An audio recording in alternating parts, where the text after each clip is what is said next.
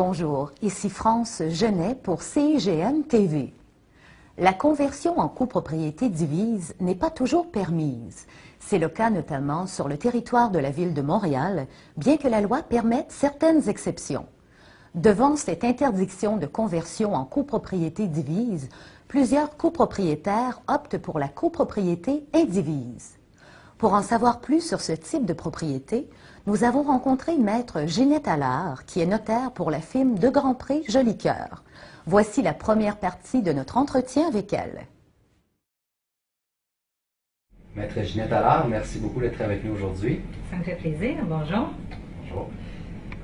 En quelques mots, pouvez-vous nous rappeler la différence entre une copropriété divise et indivise?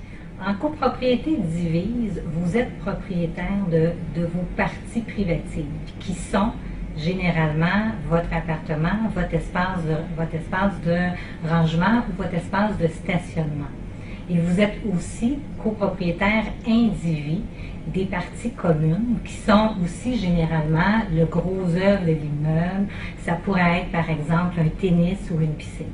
Alors qu'en copropriété indivise, c'est le fait que plusieurs personnes sont ensemble propriétaires d'un immeuble sans qu'une de ces personnes-là soit propriétaire d'une partie distincte de cet immeuble-là. Il faut faire la différence entre le droit de propriété et les droits d'occupation. En indivision, on va souvent retrouver par convention, les copropriétaires vont s'attribuer des droits d'occupation d'un logement. Donc, ce sont des droits d'usage. Alors, donc, la personne pourra occuper le rez-de-chaussée, mais être propriétaire, par exemple, de 33% indivis du toit, du sous-sol, du deuxième étage, et ainsi de suite.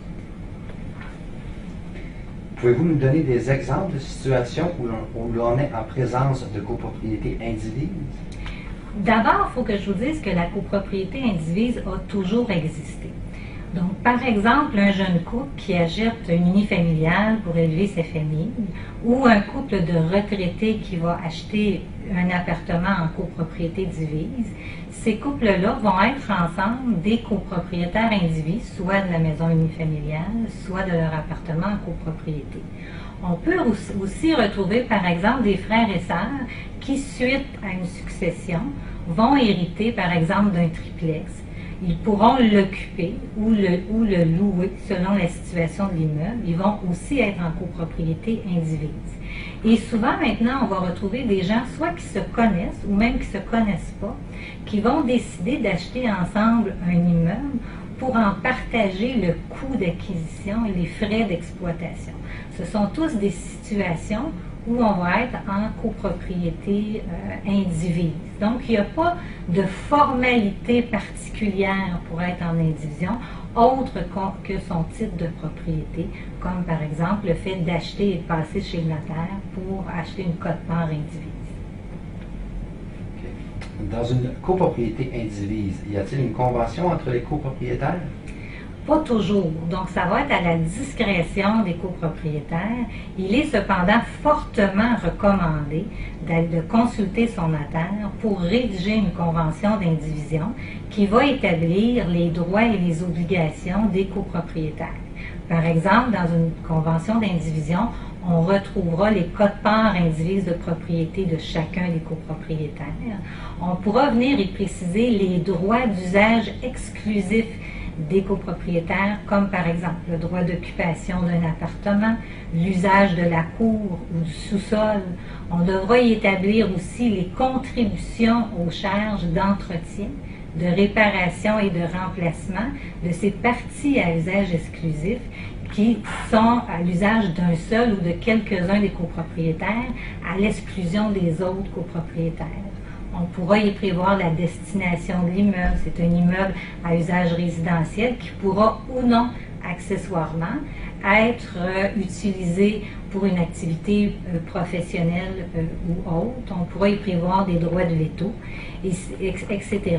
Et ce qui est important, si on veut que les dispositions de cette convention soient opposables aux tiers, il sera important de publier la convention au registre foncier contre l'immeuble des copropriétaires.